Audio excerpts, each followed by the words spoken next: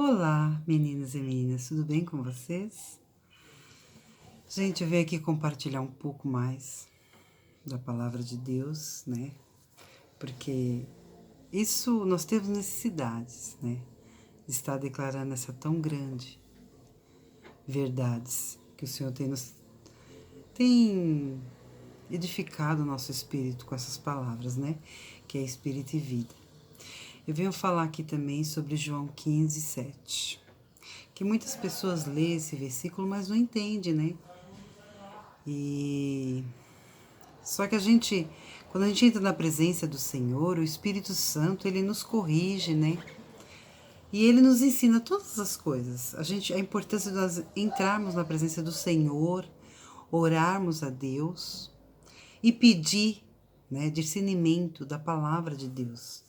E ele vai trazendo ao nosso espírito, porque o Espírito Santo habita em nós. E João 15, 7 fala assim: se vós estiverdes em mim, e as minhas palavras estiverem em vós, pedireis tudo o que quiserdes e vos será feito. Parece ser duas coisas iguais, mas não são. Eu vou explicar por quê. Porque muitas pessoas conhecem a vontade de Deus, até praticam algumas coisas, mas a importância de nós estarmos na presença do Senhor pela palavra é que a gente devemos obedecer todas as coisas que está escrito na palavra de Deus, né? Ele está em mim e eu nele. Só que aquele que faz a vontade do Senhor, ele não vive as suas próprias vontades, né? Ele procura analisar dentro da palavra de Deus, que é o nosso manual de vida, né? Aqui dentro da palavra de Deus é uma riqueza, é o único livro que contém vida. O que é isso? Ela acontece quando você crê, quando você lê com fé.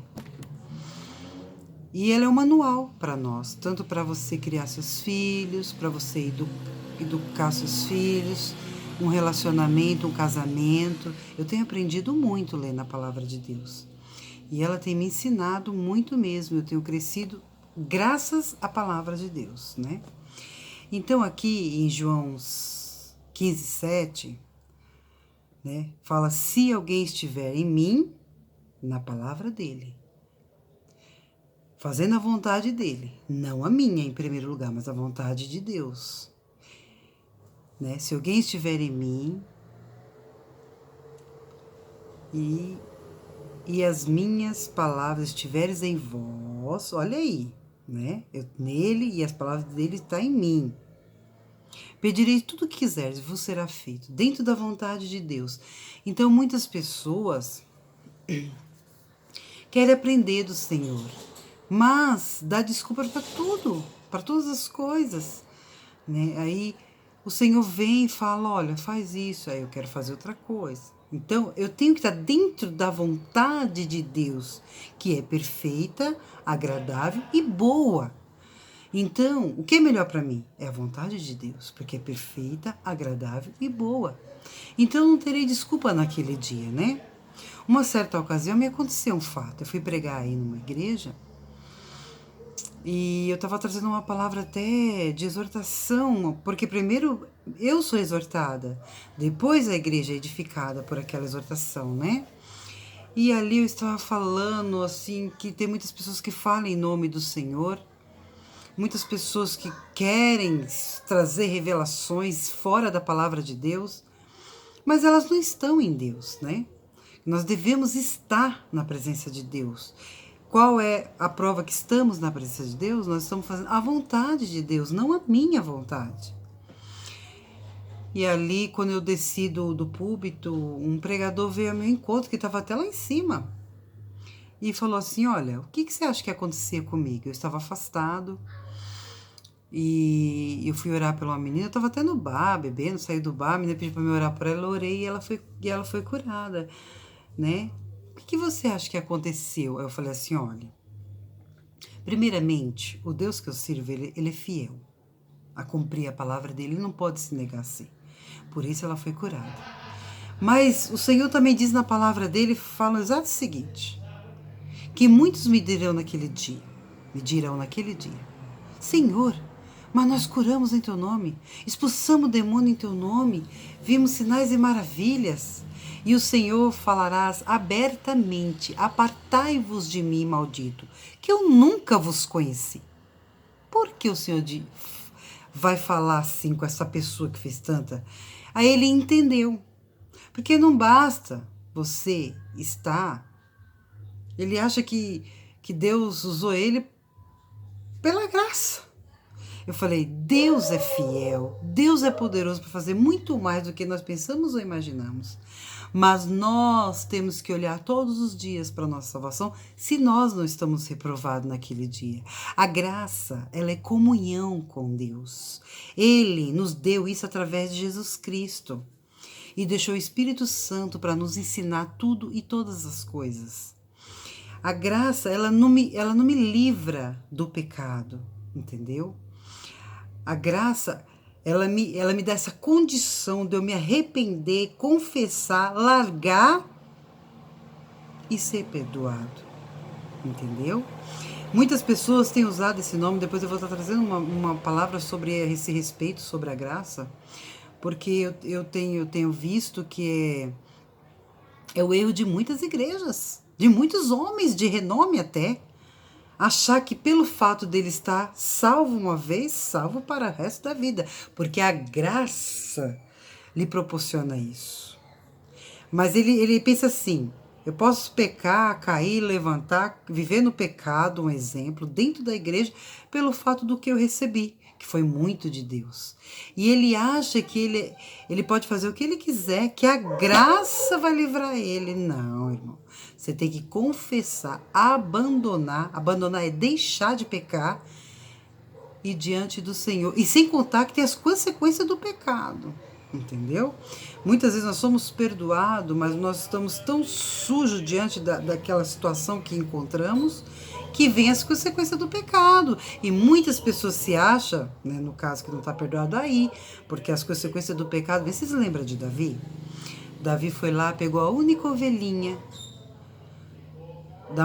de Urias, né, que ele era casado com Batseba.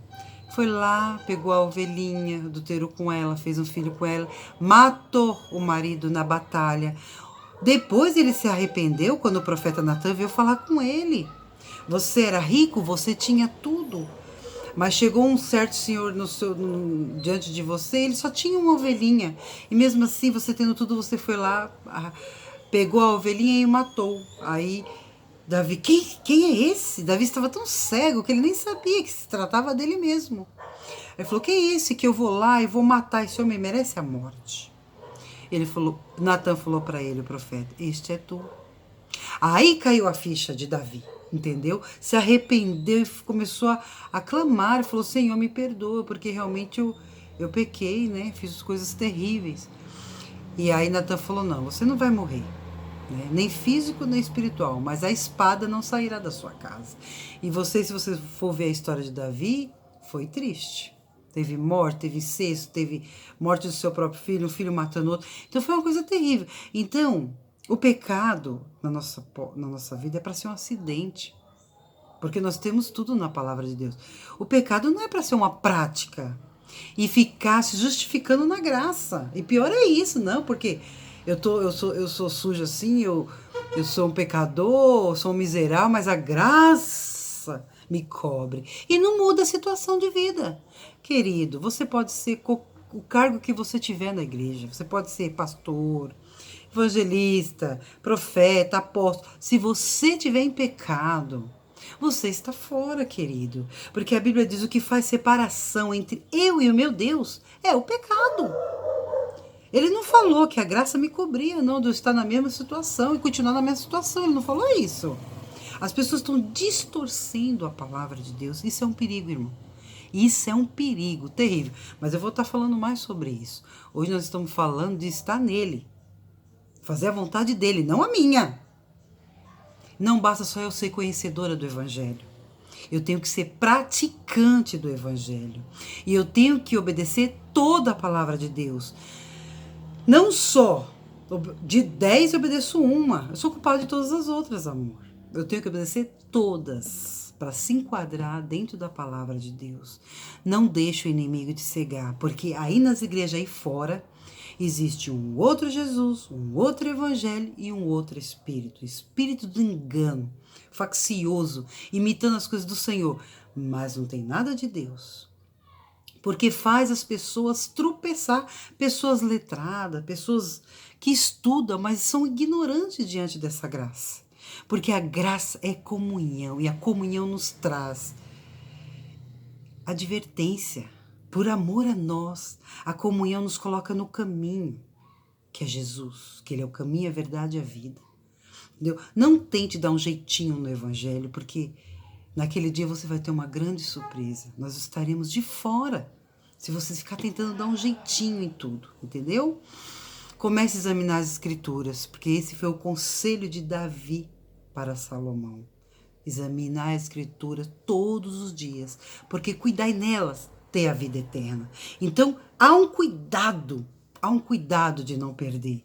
Não perca a sua salvação, não ande no engano, não fique se justificando que santo foi só Jesus, que você é um pecador, é um miserável, que você está querendo se isentar da responsabilidade de ser santo. Não faça isso, isto é um perigo. Jesus não morreu por qualquer um.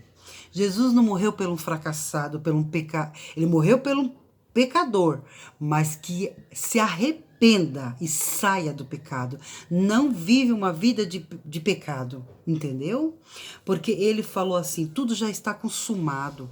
Eu venci, Pai, perdoa eles, que eles não sabem o que faz no momento, mas eu vou atrair eles à cruz e eles vão ter essa comunhão comigo, essa graça vai alcançar eles. Então, vamos honrar o nome desse Deus maravilhoso. Vamos todo dia fazer memória o que Jesus fez por nós. Ele é uma tão grande salvação revelada na cruz, por mim e por você. Não se justifique no pecado, não fique atrás do pecado, achando que a graça vai dar um jeitinho naquele último dia, porque não vai. Nós iremos para o céu com a nossa consciência, mas não lembraremos da dor. Por quê? Eu vou dar um exemplo. Quando um filho nasce, você sabe que você passou pela dor, mas a alegria é tal de ver aquele rostinho tão maravilhoso, é o seu filho, que você esquece da dor. Por quê? Mas você sabe que você deu à luz a uma criança. Mesmo assim vai ser no céu. Nós sabemos, vamos saber todas as coisas que nós fizemos aqui. Há um memorial diante de mim e de você, registrando tudo nos nossos atos. E lá vai ser tão grande a salvação, tão glorioso o lugar, que esqueceremos da dor, mas entraremos com as nossas consciências lavado e remido pelo sangue do Cordeiro, nascido de novo, pelo fruto do Espírito, não mais pecador, não mais. É errado você usar o público e falar que é um pecador, é um miserável. Não faça isso. Jesus morreu por você e por mim. E Ele quer que você tome uma atitude corajosa diante de tudo isso. Irmãos, eu vou ficar por aqui, porque senão esse vídeo vai ficar muito longo. Mas eu estarei falando mais sobre isso, para que você não venha ser cego diante de uma tão grande salvação, a qual nós podemos usufruir. E podemos dizer, eu não sou mais pecadora, eu fui pecadora. Hoje eu sou lavada e remida pelo sangue do Cordeiro. O pecado não é para ser uma prática, não. E usar a graça como escudo. O pecado é para ser um acidente na sua vida. Tá bom? Homens e mulheres aí de Deus, acorda. Jesus está à porta. Qual a porta? Do meu coração e do seu. Ele está batendo. Todo aquele que abrir, o Senhor entra e ceará conosco. E vai nos ensinar todas as coisas que devemos aprender. Mas não usa as desculpas que os homens têm usado, homens até letrados, para ficar em pecado. Não faça isso. Como eu já falei neste canal, a gente vai estar se privando de uma salvação eterna. Não é um casinho, não é uma aventura, não é uma mentira, não é um engano. É a grande salvação eterna. Eu não tenho medo de ir para o inferno.